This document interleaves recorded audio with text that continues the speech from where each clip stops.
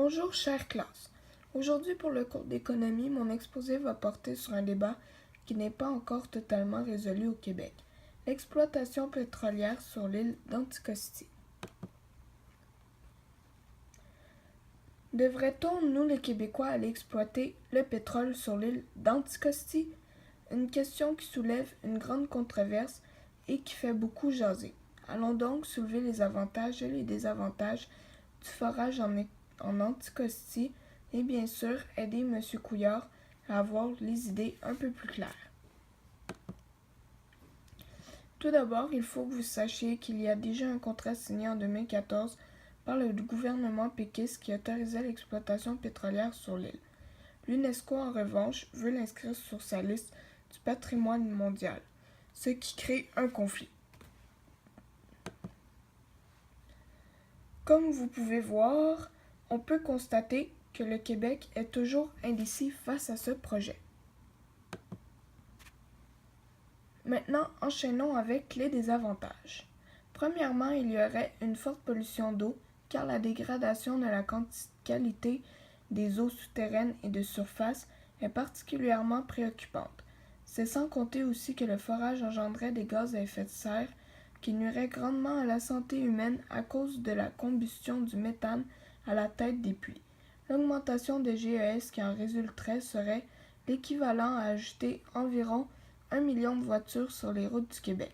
Ceci annulerait tous les efforts du Québec pour réduire les gaz à effet de serre. Ce projet nuirait grandement au tourisme car les 12 à 15 000 puits de pétrole défigureraient le beau paysage, ce qui repousserait les touristes à venir faire leur petit séjour en Anticosti. Détruire les droits ancestraux des Inuits n'en vaut pas la peine pour le peu d'emplois concrets. Selon des chercheurs sur le site Greenpeace, les emplois éventuellement créés par l'exploitation pétrolière sur Anticosti s'élèveraient à moins de 0,02% des emplois totaux au Québec pour une année donnée et feraient augmenter le PIB québécois en moyenne annuelle de moins de 1%. Si on mettait en marche ce projet, c'est comme si nous détruisions 450 millions d'années d'histoire. On détruirait des fossiles datant avant même de la première grande extinction de masse de l'histoire de la Terre. Cela veut dire que nous détruirions un grand laboratoire grandeur nature qui sert à l'avancement scientifique. On réduirait aussi en poussière la géomorphologie, ce qui veut dire la formation rocheuse qui s'est construite sur plus de 15 millions d'années. Bien entendu, il n'y a pas seulement des désavantages qui englobent ce projet. Donc, allons énumérer quelques points positifs. Tout d'abord, les trajets en transport seraient beaucoup moins longs, donc plus avantageux pour importer le pétrole. En plus, grâce à la réduction de la distance parcourue, le pétrole se vendrait moins cher. On utiliserait enfin nos propres sources, ce qui ferait en sorte que nous serions moins dépendants des importations.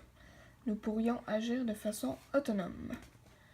Notre PIB serait en hausse car on produirait plus de produits dans notre pays. Cela ferait augmenter notre économie et contribuerait aussi davantage au développement du Québec.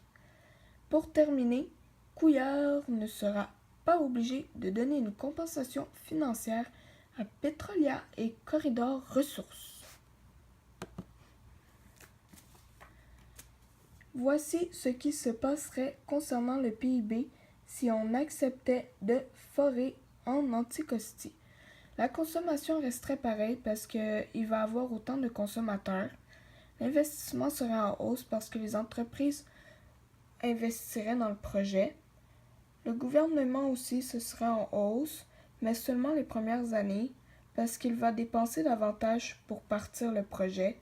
L'exportation serait en hausse, puis les importations seraient en baisse. Pour conclure, notre premier ministre Couillard appuie l'UNESCO alors que la compagnie pétrolière prévoit forer 3 puits de pétrole cet été sur l'île d'Anticosti, même si le Québec menace de les interdire. Merci de m'avoir écouté sur mon projet concernant l'exploitation pétrolière sur l'île d'Anticosti.